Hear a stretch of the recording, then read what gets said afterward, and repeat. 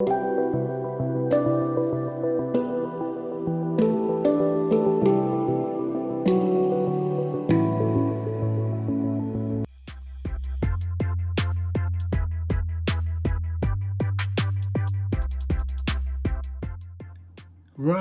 what have I got here? Right, this time it is a keychain flashlight. Now you know I'm always doing keychain flashlights, so here's another one, but this time it's by a make that I've never heard of before, but I'm looking forward to having a look at it because it's a unique design, and I'm getting a bit sick of. I mean, here's just an example here in my hand. There's some keychain flashlights, very, very small flashlights, in other words. It's all variations on a theme, really. So this one is a bit different. It has a secondary light. So if you can see them, I'll zoom right in there. See them? So you've got an amber one, a blue one, and a red one, and there's other functions. And it's got more of a high output. Most of these small lights, it's about 100 to 120 lumens. This is up to 350. And it still has USB charging on it. So I'm not going to go through these because you know I like to just blabber on whilst I show you the thing anyway. Now ignore this, and there's two options when you buy this. You can have the bottom one, which is red, UV and white as secondary lights, but this is the one I've got. So it's got red and blue as LEDs and also an amber. So there's two versions of the A8. So this is the A8 Aurora. So let's get in the box and see what we get before I run out of gas and stop talking. Right, so anything else in there? No, right, chuck that in the bin. Right, let's get everything out. What the hell is that? It looks like the chain off a bath plug. But I'll have a look at that. So let's rip these all out the bags. I want to see what you actually get here. So if you're going to take a bath, that looks handy. So pop that there. What's this? So you get a little thing, probably a warranty card, is it? Yeah, global website, more or less just saying fill this in, data purchase. I never fill them in. There's your charging cable, which is a micro USB. I'm not a big fan of the micro USB, especially on newer lights. I wish they'd all just go for Type C. The PC's Type C, the laptop's Type C, power banks are Type C, just, you know, except for really old ones anyway. So there's your cable. So I will test the cable that they give you because I like to see if it's up to scratch. And here's your instructions, which I'm not going to go over because they'll just be boring, and I'll memorize them like Charles Xavier on X-Men. So right, I've memorized that, believe it or not. Right, let's rip this out of the bag. This looks like some sort of lanyard. Yes, it is. Not a bad lanyard, similar to the old lights. Feels double walled, soft, well embroidered. Fair enough. And you've got a cinch. It's not a spring-loaded cinch, but it's a cinch all the same, which is handy. And let's just check for toughness. I like to give these a yank. Yeah, that's not coming out. Look, that's full force, just to prove it. It's nearly gone through my finger there. Yeah, that's absolutely fine. I don't really use lanyards, but it's nice to have one. It's nice to get it free. And there's your little clip, which I shall show you in a second. Take the light out and bin that. More plastic to go into the environment there. Wonderful. And there's your bath plug chain, or whatever the hell that is. And this is a spare. Now, it's nice to see that. On a lot of these lights, for spares, you'll get a spare O-ring, but on this one, it's a spare plug. Now, the plug is for the USB charging port. If I can get it to focus, there you go. So nice and deep, and it plugs in. So I'll put that to one side. I will actually keep that. So let's look at the light and stop waffling about. Nice. So here's the light, and it's a keychain light. It has it's kind of like a dual reflector. It's got it's obviously a TIR lens over the top there, with a smooth reflector behind it, and I'll explain what they are in a second. I quite like the style, and you've got this stainless steel ring. There's your button. I wish that was recessed because that could be knocked on by accident, although one of the good functions of this is momentary presses do nothing. I know some people I've noticed in comments say, I hate that, but I don't hate that because it means your batteries don't run out in your pocket. And there's the extra LED, so I'll zoom in nice and close so you can see them there. I quite like the design. I like the way you can see the circuit board. I've got a charger which does something similar, a wireless charger for the phones, and that's fantastic. So that's interesting to see. I like to see that. Nice design aesthetics. Then obviously this section here will be the lithium ion battery. It's about 130 milliamp hours, which is pretty good. You're going to get a pretty good runtime despite the high output for something this small. And there's the lanyard or your keychain loop, nice and open. I like that. I'm not a big fan of these tiny little ones, although they do work. They're a little bit more irritating. Although the Lumitop one's not a good example because they did do a good job. Same with the Mech Army. Look, Mech Army do nice big openings. They should all do that because it means you can hang them off bags and things like that. I'm trying to look for a bad example. They're all actually good examples, so I can't slag them off. So I like it neat, small in the hand. Although remember I'm about 6'4", so I'm on the large side, but pretty small, very light. Looks pretty good. I mean, I like the design.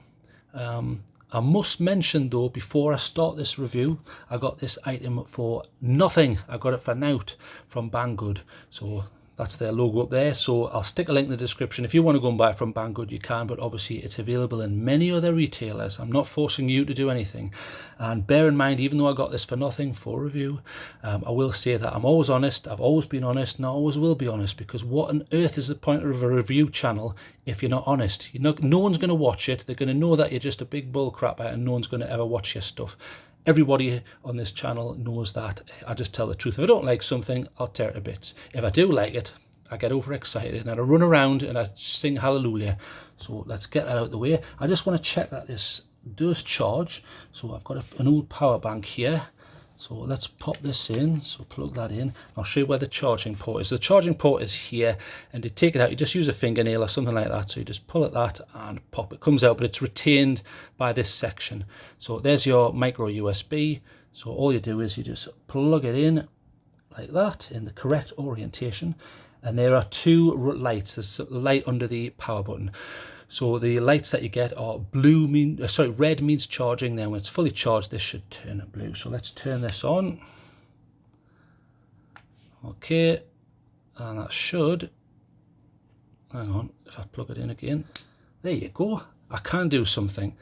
So there you go, USB, so that's red. It takes about, according to their literature anyway, about, depending on the output on what the device you're using, it should only take about 45 minutes to charge. So glows red and then glows blue when it's done. So nice and handy. The only problem with these things is you can't change the battery. So bear that in mind. One of the things I don't understand is I noticed on the website they sell titanium versions of this. Titanium's really cool, it's a great alloy, extremely tough. But if you can't replace the battery, what's the point in spending hundreds of dollars on a light where after about 3 years the battery's knacked? So I didn't really understand that, but okay. Let's turn that off. Boom, it's off. Right, so that cable works. I'm happy with that. And here's one of you. I don't know what sort of design this is.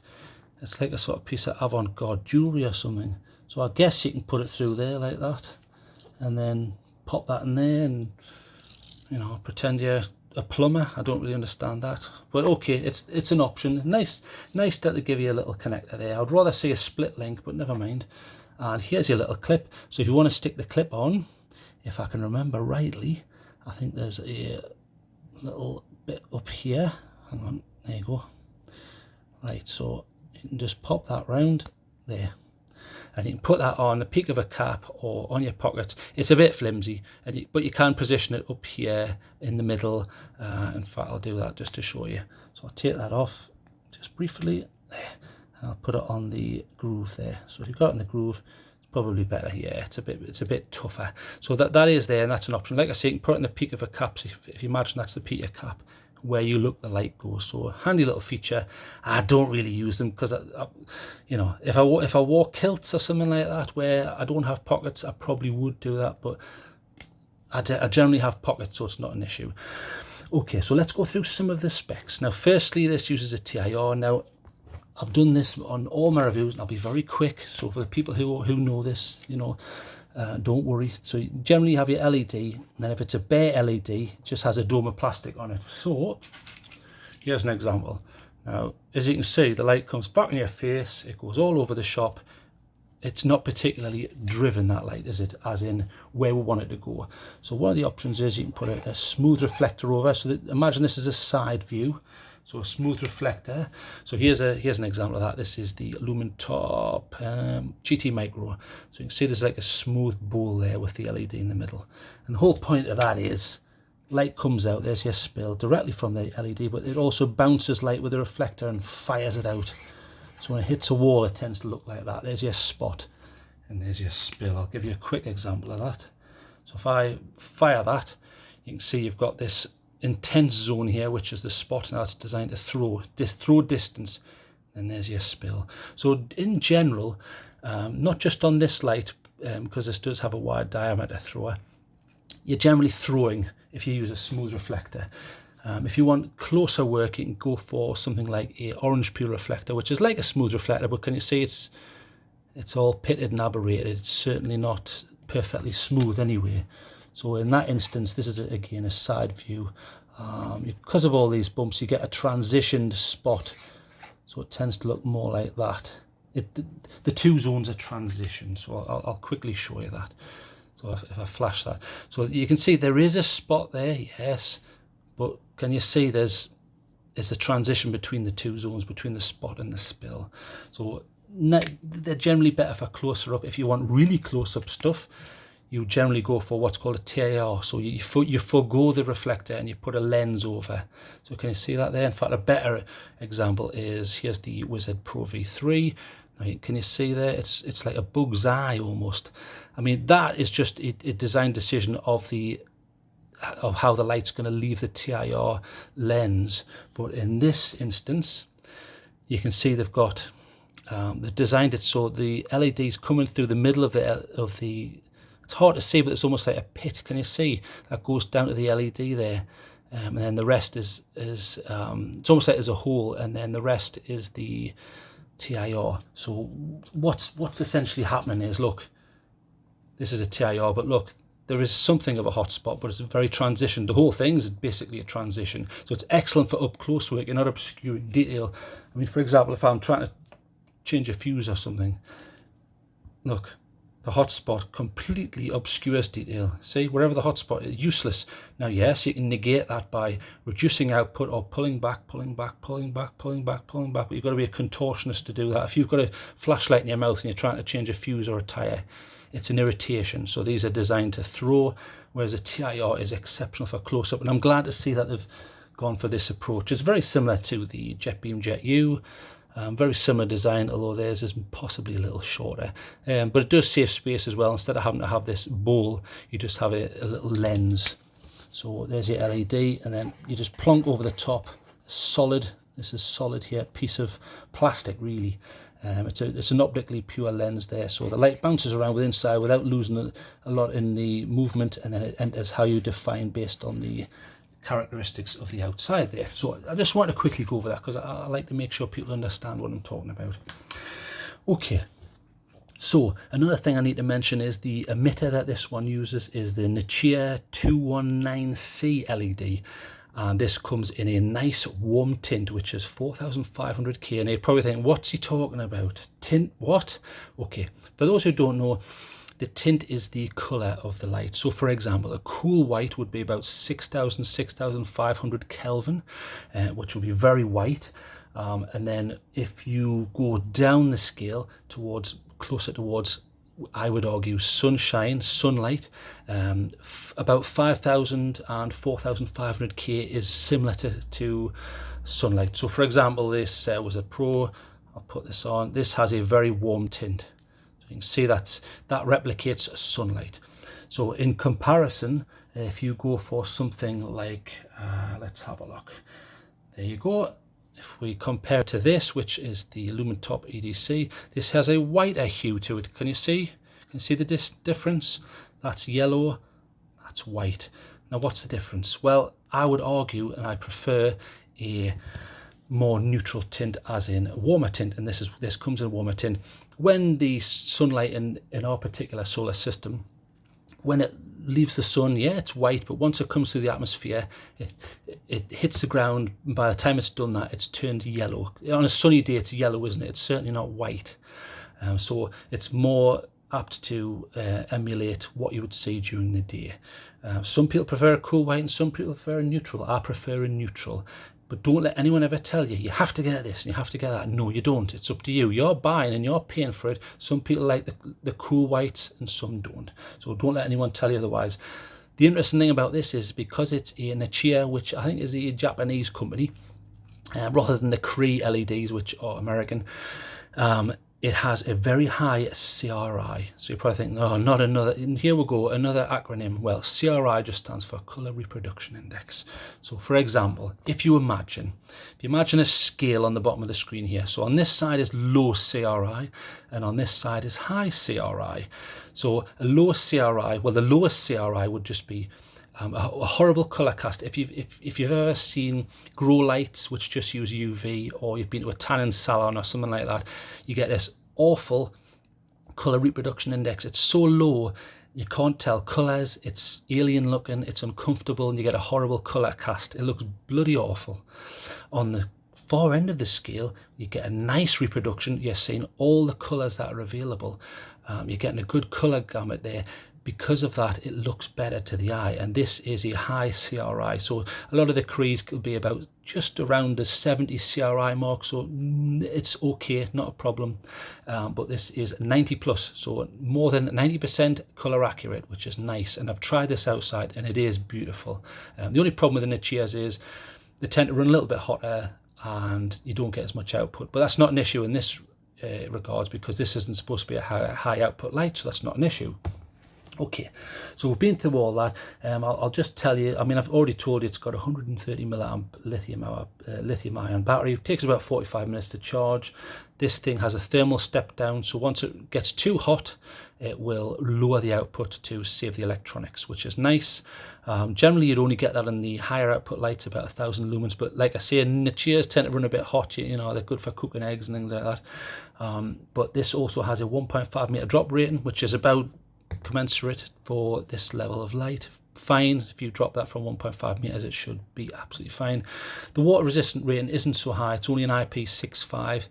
IP just stands for ingress protection, and then the 6 is the dust protection, and then the 5 is how waterproof it is. This is not waterproof, it's water resistant, but it's not proof. The reason for that is it's not sealed, is it? Because you've got a water entry point here, so water can get in there. And they've been honest and have just said, you know, it's certainly not like this in IPX8. I mean, this is above IPX8. You can put that in 10 meters of water and it still won't get wet for 2 hours.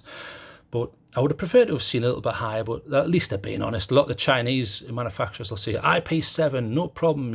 You can go diving on the Great Barrier Reef with this. Well, no, you can't actually, because if you actually try them out, they don't. So fair enough. Like I say, it's micro USB rechargeable, which we've covered, and the thermal step down is a nice thing. I prefer thermal step down to time step down, because if you're in a cold environment, it probably isn't going to step down at all. I've done a little bit of testing, and I'll show you in a moment. Once it goes higher than about 45 degrees Celsius, it'll step down, but sometimes it doesn't even reach that, which is fine. Okay, so I'm going to show you the modes and explain the outputs. So first mode is clicking. Clicking does nothing. So click and hold takes you straight at 350. Boom, there you go, beautiful. And as you can see, it's got something of a hot spot where it's coming through the center of the TIR, and then the rest is quite nice. But can you see that color reproduction? Beautiful. I do like Nichia for that, but I don't like their output. So it's a seesaw, isn't it? Do you want beautiful color reproduction? Okay, well, you're going to pay for it. But that's beautiful. That's very, very nice to my eye anyway. And there's no green tinge or anything like that, which I've sometimes seen with a lot of Nichias. So that gives you your full 350, which they call high, and you get about 40 minutes on that battery. Okay, so that's pretty good. And then your next mode is double click, which takes you to your main modes. Now you may see on camera, I'm hoping you can see anyway, see this, there's like lines there. That's pulse width modulation, which is not a good thing. Not when it's visible to the eye anyway, but I'll go over that at the last moment in this review anyway. Okay, so there's your low. Now they call that moonlight, which is half a lumen. Fantastic, gives you 48 hours. So that'll be good for hanging in a tent or something like that, or using it on a nightstand. 48 hours is fantastic for a small light like this. And believe it or not, 1 lumen or sub-lumen is more than enough to read a map and not ruin night vision, where light gets in and ruins your night vision, and it takes about 10 minutes to come back. So I'm happy that they've got that option. So click again, and then it starts cycling through the 3 main modes. So your first one is low. Now that's 10 lumens, gives you about 220 minutes run time. Then medium, a lot brighter, nice, 120 lumens, 65 minutes. So you go from, I'll go back, so you go from 10 lumens there, 220 minutes. And then the next one is 120 lumens, 65 minutes. And then boom, high. That's your highest setting, which is 350 lumens. I'll just shut the door there. It sounds like there's a party next door. Right, so highest 350 lumens, 40 minutes. So as you can see, it doesn't cycle back to the moonlight mode. It just goes through the 3 main modes. So if you want to go to moonlight again, you've got to turn it off by pressing and holding, then double click, and then you're back in. Okay, so they're your main modes anyway. Now, you also have these interesting side lights. So how on earth do you get to them? Well, you triple click. So 1, 2, 3. Now, yeah, there's your first main mode. So if you want to pretend you're a New York cop, I'm sure that would be very handy. I'm not sure what you would use that for, but there is a blue LED and a red LED going bananas there. So okay, fair enough. I don't know when I would use that. If you press that, it will ignore the red and just flash it'll ignore the blue and just flash the red as a beacon, which is handy. That's quite handy, especially in emergencies if you're in the car. So run times on that, the red and blue, it's about 12 lumens and you get about 2.5 hours out of that. When it's just flashing red, it's actually only half to 0.8 of a lumen, 28 hours. Brilliant. So if you had a car crash or you want to use that as a beacon, nothing to worry about, that's fine. There's also an amber mode, so press and hold to turn that off. So to get to that, you have to quadruple click. So 1, 2, 3, 4, and you get this lovely amber here. I would have probably preferred, I don't know, something else like a UV or something, but you can't get that on another model, so I'm not going to whinge too much. But it's got a nice wide output there, so you could pretend that's a candle or something if you were feeling romantic or something. I don't know, but there's an option there. It's quite a nice light actually. It doesn't hurt the eyes when you're looking at it. It's a nice colour, so they call that amber. About 16 lumens you get. They're saying you only get 50 minutes out of that, which is weird. If it's only 16 lumens, I would expect a lot more minutes, but maybe it's just not a particularly good LED. So you can also get that to flash like a beacon mode, and then click and hold. So you've got a lot of different settings there. Quite an interesting item. Now, I do want to just put this on a full, so double click, and then so you've got moonlight, low, medium, high. So whilst that's on high, and I'll heat it up and I'll see what sort of temperatures I can get.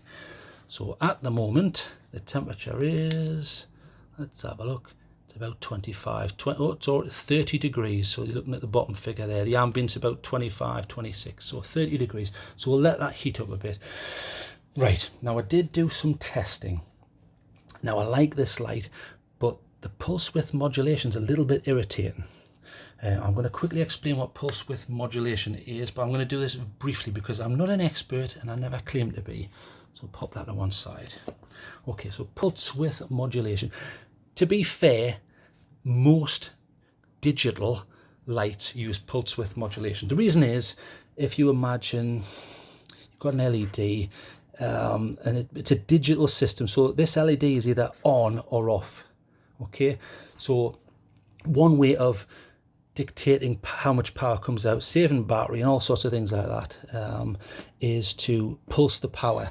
So if you imagine, so we'll call this power level, and we'll call that output.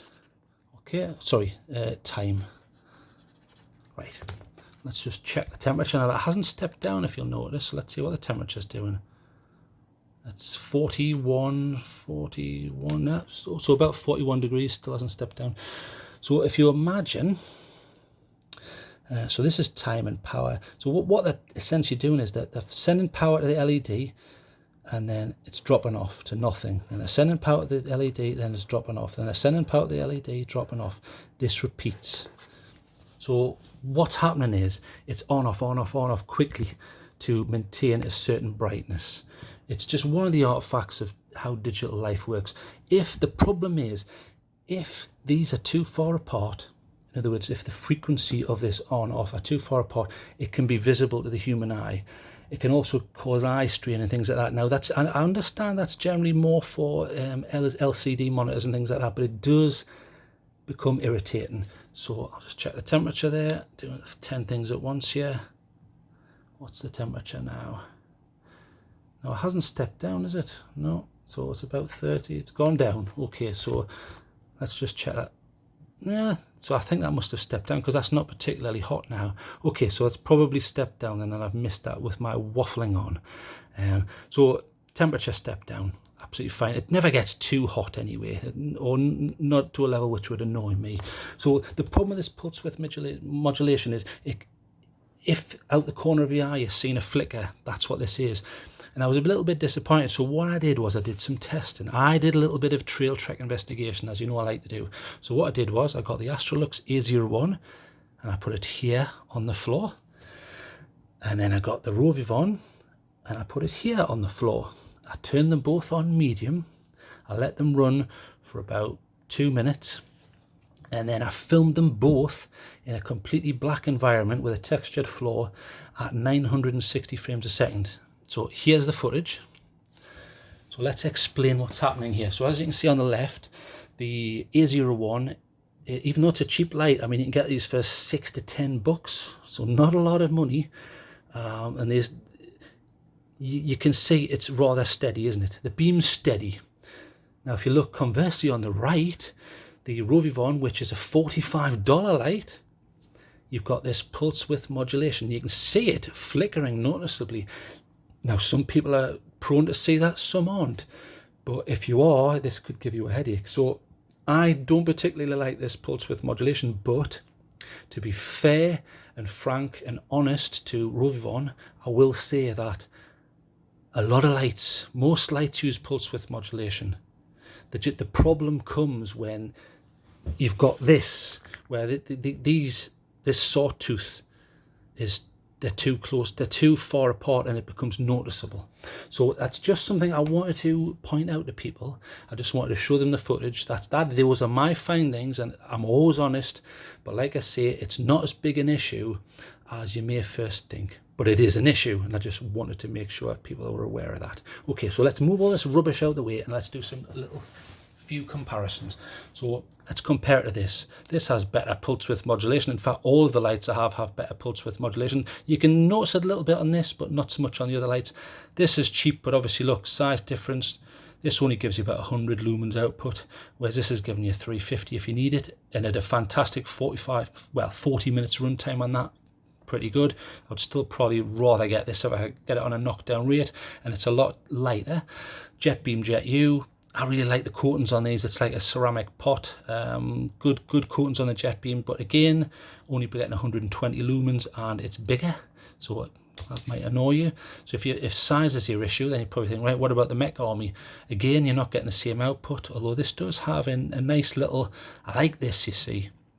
There's the charging for the Mech Army, but can you see what they've done? It's behind a threaded and O-ringed section. In other words, it retains the waterproofing. You don't get these. I'm not a big fan of these daft flaps. I find them irritating because they reduce waterproofing. But okay, that's a design decision that they've chosen to do. But this isn't going to be as bright. So you're going to only get about 120 lumens out of this. The TC1 by Rofus. If they fixed the problems with this could be an option. It's got a nice touch sensor on there.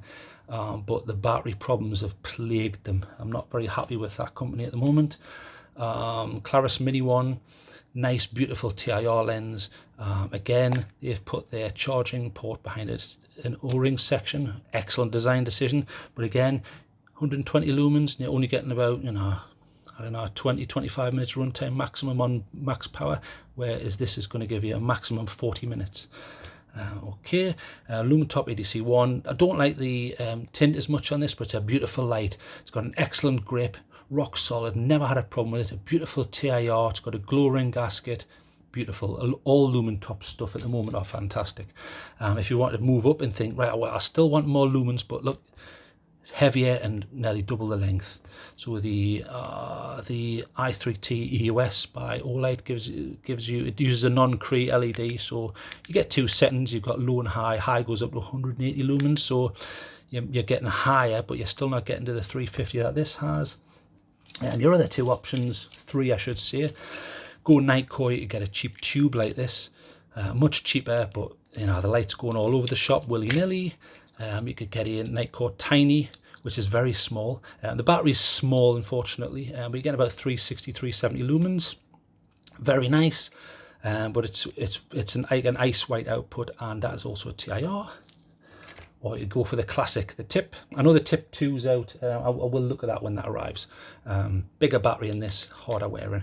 Less output than the tiny, but still a nice light. So that's that one there. And they have some quite interesting timers on. Okay, so let's give this a mark. Right, I don't understand the bath plug thing. I don't know what that's all about. Yeah, you get a cable and a clip. Nice, and I like the free little plug. Okay, I'm not a fan of the pulse width modulation on this, but for 90% of the people watching this, it probably isn't an issue. So don't throw that into any arguments to put this light down. You can't really do that because most lights have some form of pulse width modulation anyway. So I'm not going to mark them down too much for that. I would give this a I'm going to give it an 8. I'll give it an 8. If they get rid of the pulse width modulation, I'll be a little bit happier. Everything else I'm very happy with.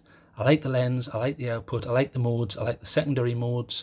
The UI's fine, the battery's great runtime, 40 minutes, fantastic for a small light like this. I like the fact that this is big so you can hang it off stuff. Absolutely fantastic. A solid 8. I just wish they could change the frequency a little bit, and that would probably push that up to a 9 because it's a rock solid little beautiful light.